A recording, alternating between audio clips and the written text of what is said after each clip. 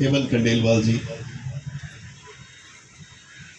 निश्चल जरिया साहब, SP Betul, Rajiv Shrivastava ji, additional collector and अपर collector, और सभी पूर्व सैनिक और बैतूल के नागरिक। मैं घर आऊंगा लेकिन तिरंगा लहरा के आऊंगा, और नहीं आया तो तिरंगे में लिपट कर आऊंगा। ये शब्द थे कैप्टन विक्रम बत्रा के, जब वो कारगिल के युद्ध के लिए अपनी घर को छोड़े थे। टाइगर हिल पर उन्होंने भारतीय तिरंगा लहराया और उसके बाद बोले, दिल मांगे मोर, एक और पीक पे चढ़ाई करनी है मुझे। उस पर चढ़ाई करने के चक्कर में उसको कब्जा तो कर लिया, लेकिन उस तिरंगे में लौट के उस पीक से वापस आया। ऐसे ही सूबेदार मेजर YS यादव उसी टाइगर हिल पर पहुंचने वाले पहले व्यक्ति थे भारतीय सेना की तरफ से। रस्सी से चढ़ते हुए कठिन चढ़ाई, लेकिन आगे से गोलियों की बौछार।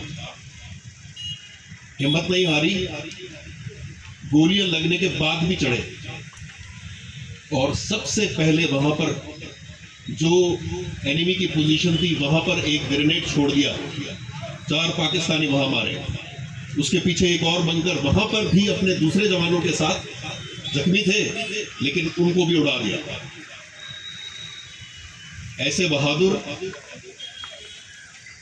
उन्हीं के याद में हम यहां पर आए हैं। इस कारगिल युद्ध के अंदर 4 परमवीर चक्र, 7 महावीर चक्र और 51 वीर चक्र दिए गए, लेकिन शहीदी प्राप्त करने वाले 527 भारतीय अफसर और सैनिक थे इस युद्ध के अंदर। 1363 इसके अंदर जख्मी हुए थे। तो उन्हीं की याद में आज हम यहाँ पर एकत्रित हुए हैं, और ये लड़ाई बहुत जरूरी थी। कारगिल हार जाते हैं तो सियाचिन हाथ से चला जाता, जो 1984 से भारत के कब्जे में है। सियाचिन हाथ से जाएगा तो कश्मीर का एक और बहुत बड़ा हिस्सा लद्दाख का हाथ से निकल जाएगा। तो ये कारगिल की जो जीत थी, ये बहुत बहुत महत्वपूर्ण थी। और जो लोग शहीद हुए वही नहीं, जो लोग लड़े और वापस आए, उनके लिए भी आज हम यहाँ पर हैं।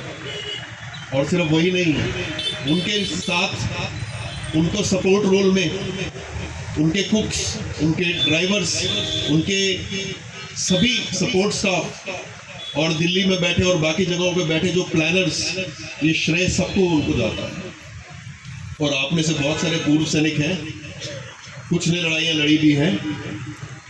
यदि लड़ाई नहीं लड़ी है तो इसका एक ही कारण है कि उस समय आप सपोर्ट रोल में थे, और यदि आप वहां होते तो इसी तरह से आप अपनी जान देते या जान ले लेते। तो आप